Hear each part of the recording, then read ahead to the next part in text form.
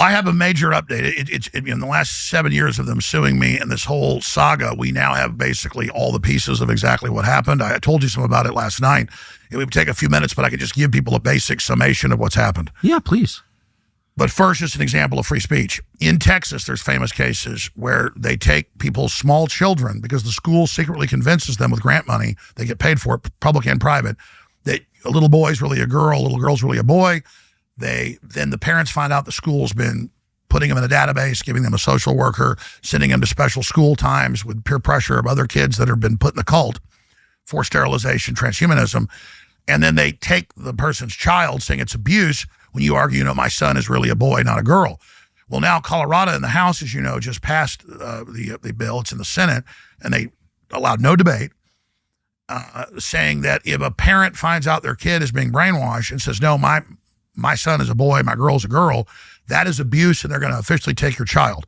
Other states have passed laws like Oregon and Washington. So you talk about free speech. This is beyond that. This is parental rights. This is everything. Now say parents can't argue and say to the state that has determined that your child's another sex, and then in places like New Jersey and other states, the hospital systems now have on the form when your child's born dozens of things, transgender, all these other names, gender queer, all these things where the parents pick at birth what the baby's going to be and say this. So if the state wants to come and say they're another sex, that's okay. If parents don't like it, their kid gets taken in these areas. That's where this is going. It's already happening. But if the parents want to opt in, they can decide for their child. So as long as you decide that we're going to chemically and then medically sterilize surgically this poor little person that's being put into this death cult, then it's okay. The only thing you're not allowed to say is no. I say no to this designation. So that's where Alex Jones having his speech massively attacked goes. So it's a long story, but here's the summation. I didn't understand, even though I know a lot of things about politics in the world, I didn't understand how PR firms work, how law firms work, how the deep state was operating. And they later admitted, even on MSNBC, that a few years ago, we've been successful with Alex Jones. Next, we're going to do it with people like Tucker Carlson. And they mentioned you. So Hillary knows she's in trouble.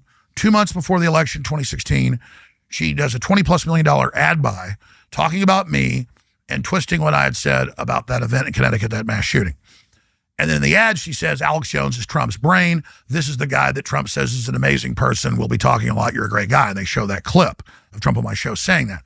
So they created a demonized version of me to attack Trump. Then that made me this huge demon with the left even more. Then for 2 years, articles every day, sometimes dozens a day, TV shows, programs, PBS, CNN, MSNBC, every channel, foreign news, Tokyo news, Russian news. It was being pushed everywhere. Alex Jones is bullying kids, parents of dead kids. Alex Jones is sending people to pee on graves. None of that ever even happened, much less me. And then they sue me, and then they want all this discovery, and they say, who do you work for? Who's telling you what to do in the Republicans in all these depositions? Of course, it wasn't there. So they hold me in default for saying I didn't give them my secret plan to get rich off these people that I barely ever even talked about. They put 22 minutes of evidence in the Texas show trial where I was found guilty by the judge and the Connecticut show trial that were only a month apart in 2022 in the fall. So I go in, HBO's producing it, cameras, putting makeup on the judges. I'm given 20+ things I can't talk about. My lawyers are sanctioned if they try to raise that. Well, where did Alex Jones say this? Where did he do this? No evidence could be showed to counter them. They could just say whatever they wanted to. And then they have a $1.5 billion judgment in Connecticut. They have a $50 million judgment total, or $49 million in Texas, because I'm already found guilty. Then the judge tells them to say how guilty I am. They lie and totally exaggerate all the money I have, say I got it from these people with no evidence. And so I knew I was being railroaded for my speech. They said in the Connecticut trial and in the Texas show trial and on the courthouse steps, we don't want money from Mr. Jones. We want to shut him down. They said that in court filings. So I go into bankruptcy because I'm out of money personally, never had all this money, they said, not even a fraction of it. And so for 3 years, I'm in bankruptcy. And they keep going and say, we don't want money, we want him closed. The judge keeps saying, no, you have to actually, do a settlement with him, or we have to sell InfoWars. And this is all because you said something that other people said they were offended by? Yes, but how can you, I don't understand in a free country how other people being offended by what you say can have you destroyed by the state. Well, it's more than that. They said I sent people to their houses. I peed on graves. All this stuff that nobody did. Why weren't you arrested? You can't pee on a grave. Why weren't you arrested? I've never been to Connecticut. Why weren't you arrested for peeing on the grave? Out of the people that sued me, I only said the name of one of the people ever. If you commit a crime, you should be criminally charged for it, and the state has to prove that you did it, at which point you're convicted and punished. If the state accuses you of something but doesn't charge you with it, they're fucking liars. Like, by definition, they don't, that's not on the list of options that they can just discredit you, attack your character, destroy you. No. The state has one option. If you committed a crime, they charge you with the crime and they prove you did the crime. It's that simple. That's right. And I never got investigated for stalking or anything because I did nothing. For any crime. So here's where it gets crazy. Here's what we've learned since they had the show trials. I noticed none of the libertarians defended you either. Where was the Reason Foundation and Cato and all these supposedly freedom-minded nonprofits who are just freaking liars? Like, none of them defended you that I know of. Bare minimum, they were bought off or they wanted to keep their head down. So here's what we learned. The Democratic Party and the Justice Department, the FBI and the CIA, this has come out in court, come out in documents now. We've got it all. I published it at InfoWars. They can be shut down literally in days now. We're finally up to the wire today with this big ruling. But it's the truth's out there, but they don't want you to know it. So they come after me to demonize Trump. Then they run ads on Facebook and Twitter and everywhere for the 2 years before they sue me, 2017, 2018, saying I'm attacking him, saying I'm coming after him, using my name to raise money. Okay, and it turns out hundreds of millions using my name. This has come out. Saying I'm victimizing him and then never showing what I supposedly did. Just, this man's hurting us, help us, help us. Then I was already taken off the internet after that for other reasons that they cooked up. They had Lester Holt get up on TV and say, Alex Jones called for people to get battle rifles and go attack Democrats. No, I talked about them, Antifa attacking your house and how they were planning to attack more people's houses. And I said, none of us are going to be violent. But I said, everybody needs to have their battle rifle ready or their shotgun in their home if the left comes to kill you. Well, as someone whose house was attacked by Antifa, I agree completely. But then Holt never showed what I supposedly said. Right. He just said straight up. Okay, so I wasn't even taken off the internet for Sandy Hook because I wasn't even known for that. Okay, barely ever talked about it. Then they sue me. Then they run more PR. Then they raise more money off of me. And then when they didn't find anything in their all their discovery, because there was nothing that I did, then they have the judges both find me in default, coordinate for both trials to be held in a month and a half period in late 2022. And then right after they win, the jury's fined for all this money, they come back and they say, that's not enough, Your Honor. We want 2.75 trillion. That's the GDP of India. People don't believe that. Just type in Alex Jones, Sandy Hook, 2.75 trillion. And so the judge said, no, you just get 1.5 billion. In retrospect, did you ever think when they awarded judgment against you equivalent to the GDP of India, did you ever think, like, maybe I should keep my visions to myself and not, like, next time I see 9/11 coming, I just shouldn't say anything because people who predict the future accurately are always punished for it? I think that's, I mean, yeah, I mean, well, what I realized was I've got something important to say, so I better say it even louder because the evil wants this shut down. But Clearly. Just to finish the key part, I'm telling you. Sorry. No. It's making me upset hearing this. No. I'm saying I haven't gotten to the big stuff. I'm just giving people the background. This is not the country I grew up in at all. Just saying that. Sorry. Well, no, you're right. Thank you for the platform. No, thank you, Tucker. And I told you all this last night. It took 30 minutes. Let me just try to condense it. So I know they're trying to demonize me to get at Trump. I know they're trying to set the precedent to shut down everybody else. And once I'm demonized, they think nobody will defend me, and that sets the precedent. They admitted all that. Then when they win the show trial that was already fixed, these PR firms come out in New York and Connecticut and go, we've been doing this for years.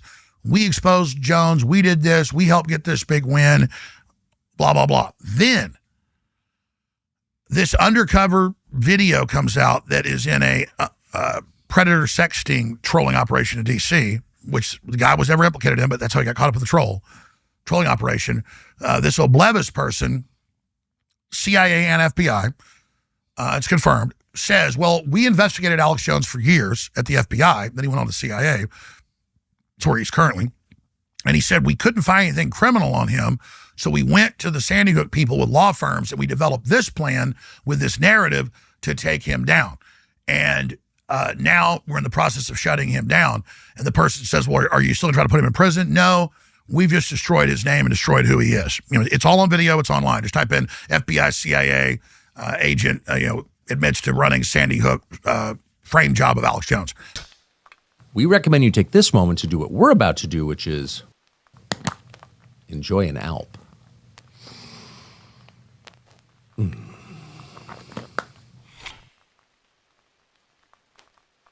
Just to kind of refresh our baseline assumptions here, is the CIA allowed to destroy people in the United States for criticizing? No, it's illegal. Oh, it's illegal. Okay. Of course, you're begging the question, but absolutely. So then we have that. But then I go, wait a minute. At the trial last year, they have this FBI agent who was the chief counsel, who on the stand, they say it to hide it in plain view. The Democrat Party law firm talked to him for like a day, and he goes, so you went and got the suit against Mr. Jones? Yes, I went to your law firm, Mr. Koskoff, and I went to the families, and I organized them to do this. So they're hiding in plain view the chief counsel of Connecticut that I didn't even pick up on at the time. Why is he on the stand? I'm sitting there talking about how he went and set this up and did this to me. And then later we have Oblebas talking about years ago, we criminally investigated him for a decade. We couldn't find anything, so we went and did this civilly. So now that's two of them admitting it on the stand and undercover video. Now this is where it gets wild. Then 3 days after Trump's in office, we done a FOIA request 2 years ago for my FBI file. We done it many times. They never responded back. As soon as Trump gets in, they send us a disc in the mail. I get a call from the FBI saying, hey, be sure you watch your mail. And they send me a disc of our FOIA, and it was 196 files, but it was just the cover sheets. It said the rest is national security, but it said, Alex Jones, top national security threat. Obama administration ordered me to be a level 3 terror national security threat in 2013. I had Carl Serafin on, who knows how to read the code documents on the dozens of pages I got that were attached. He said probably to thousands, but 196 other investigation packets. And we're talking weekly and monthly meetings out of the Boston field office. And Trump didn't learn about this his first admin. So we learned this was going on until I was sent this by the new FBI director, okay, or the new FBI. And it's just the cover sheets, but they have codes on it that Carl Serafin used to run counterterrorism in the FBI, huge whistleblower, came on my show for hours and documented what it meant. Then he talked to his sources currently in D.C., and they said, yeah, we're actually on this. It's bad, okay? So Obama illegally had me declared a national security threat, open criminal espionage investigation with huge resources. HUMET, attempted infiltration, that's all the codes. And that's now makes sense. People we'd hire trying to set us up, trying to get us to commit crimes, all this stuff over the years, hacking into our surveillance camera systems, trying to find something dirty, all sorts of sabotage.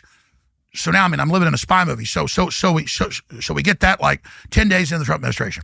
3 days in, they mail it. It comes to the mail like 7 days later. So now we have that. So we have Oblebas admitting it from the FBI and CIA. We have the other lead counsel in Connecticut admitting it on the stand, proud of it, hiding in plain view, just because they knew it would come out. Then we get another FBI contact. They say, why don't you go look at the Federal Register and look for money going to these Sandy Hook foundations of the people that sued me.